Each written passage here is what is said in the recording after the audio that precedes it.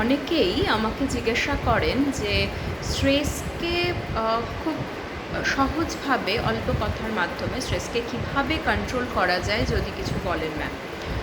তো তাদের জন্য বলবো, স্ট্রেস তো আমাদের প্রত্যেকেই আজকাল আমরা এক্সপেরিয়েন্স করি নিত্যদিন চলার পথে।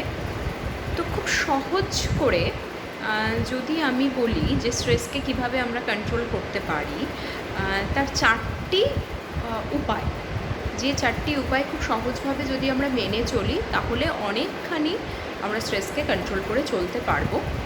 তার মধ্যে নাম্বার 1 হলো exercise. Any kind of exercise or walking, running, dancing, যে যেটা করতে পারছেন একটু হলেও সারাদিনের মধ্যে কোনো না কোনো শরীরচর্চা, যোগাভ্যাস এগুলো করতে হবে। 2 নম্বর হচ্ছে যে sound sleep, at least 6 to 8 hours একটা সাউন্ড স্লিপ যেন প্রত্যেক দিন আমরা নিতে পারি, সেটা একটু খেয়াল রাখতে হবে।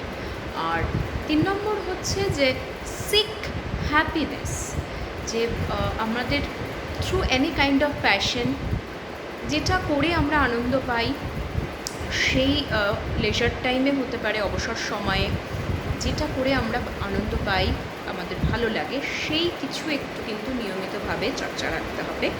আর 4 নম্বর হচ্ছে যে gatherings with or seeking social support, একটা সাপোর্ট গ্রুপের সঙ্গে মোটামুটি নিয়মিতভাবে যোগাযোগ রাখা এবং সেখানে খানিকটা সোশ্যালাইজ করা। মোটামুটি যেটা আগেকার দিনে আমরা আড্ডা বলতাম, এখনও আড্ডা বলা যেতে পারে, সেটাও কিন্তু নিয়মিতভাবে একটু রাখলে ভালো হয়। তাহলে exercise, sound sleep, seek happiness and social support, এই প্রাথমিকভাবেই চারটি উপায় যদি অবলম্বন করে চলা যায় তাহলে কিন্তু স্ট্রেসকে আমরা অনেকখানি কমব্যাট করতে পারি।